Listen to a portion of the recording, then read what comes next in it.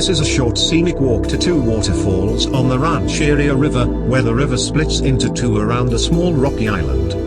The walkway and boardwalk is designed for trail riders, giving access to the physically challenged. The boardwalk leads to two nice viewpoints with railings, great spots for photos. People also paddle the river, but the falls must be avoided.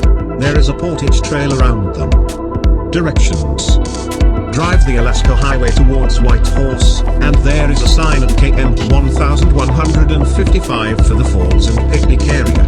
Parking lot and shelter here. Trail is marked as it heads into the forest. Drive the Alaska Highway towards Whitehorse, and there is a sign at km 1155 for the falls and picnic area. Parking lot and shelter here. Trail is marked as it heads into the forest. Rancheria Falls. Rancheria Falls is a worthy stop. There's about a 10-minute walk along a boardwalk that leads down to a fairly impressive fall. There are toilets and picnic areas for day use only. Along the road you'll find numerous government day use and campground areas. They're all extremely clean and well kept. The campgrounds are usually self-register and are small to medium campgrounds with pit toilets, picnic tables, fire pits and usually free firewood. The fee is $12 a night, which is a bargain. Most of these campgrounds can accommodate tents and mid-sized RVs, and are generally back in sites. Next trip to Rancheria Waterfall. I want to visit one by one the beautiful places that we deserve to visit.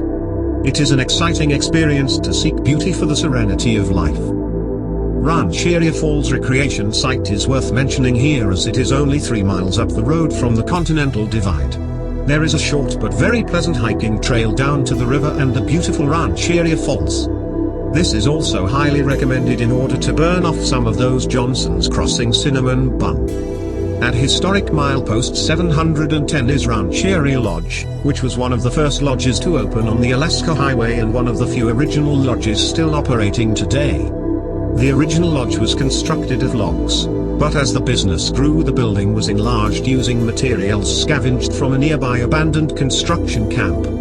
Open year-round, Rancheria is not only a lodge, but also an RV park, restaurant and gas bar. Liard River Watershed. White and black spruce dominate the Liard Basin forest. The spruce, and scattered stands of lodepole pine, willow, aspen, birch and larch provide critical habitat for woodland caribou and moose. Swamps and small lakes within the Liard River drainage support the largest population of breeding trumpeter swans in the Yukon. There are 33 species of fish in the Liard and its tributaries, more than in any other watershed in the territory. Traditionally, the Cascadina of this region gathered to fish in the larger lakes during the winter and summer. In the fall they moved to the uplands to hunt caribou and sheep. An important Casca fishing camp at Francis Lake, Sucho, dates back 2,000 years. The Liard River Canyon, near the British Columbia and Yukon border, slowed European exploration into the Yukon. Hudson's Bay Company trader Robert Campbell explored the Liard River in 1842, looking for a new source of fine furs and willing trading partners. The Hudson's Bay Company continued to use the dangerous Liard River route for many years to supply their trading posts at Francis Lake, Belly Lakes and Fort Selkirk on the Yukon River. Continental Divide. You are standing on the Continental Divide, the ridge line that separates two of the largest river drainages in North America. The Alaska Highway crosses the divide at one of the lowest points. Only humps of sand and gravel separate the west-flowing Swift River from the east-flowing Rancheria River. Drop a leaf into the Rancheria River to the east and it would float to the Liard River near Watson Lake, continue to the Mackenzie River in the Northwest Territories and eventually reach the Beaufort Sea, Arctic Ocean.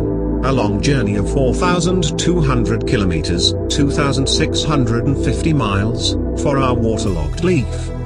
Drop a leaf into the Swift River to the west and the current would take it to Teslin Lake and the Teslin River. The Teslin flows northwest to the Yukon River, which cuts across northern Alaska en route to the Bering Sea, Pacific Ocean. A journey of 3,680 kilometers, 2,300 miles. Yukon River Basin. The boreal forest in the Yukon drainage is dominated by white and black spruce interspersed with unique sage grasslands and aspen parkland. Long, Thin lakes straddling the Yukon and British Columbia border are the headwaters of the Yukon River, but this was not always the case. Until 3 million years ago, the ancient Kwikpak Yukon rivers flowed west and south from the mountains in central Yukon and Alaska. The current drainage was created when encroaching ice, during the last ice age, blocked the river and backed up the water until a new channel was created in Alaska near the Yukon border. The now northwesterly flowing Yukon River is still adjusting to its new channel. A portion of the Yukon River landscape, called Irinia, was never glaciated. The low rolling hills and plateaus in northwest Yukon are separated by broad, deeply cut valleys. In the unglaciated region, there is relatively little lake habitat and the streams have few natural obstacles to fish migration. Many fish species, including Chinook and chum salmon, Arctic grayling, northern pike, burbot and several species of whitefish, occur in both the glaciated and unglaciated regions of the river.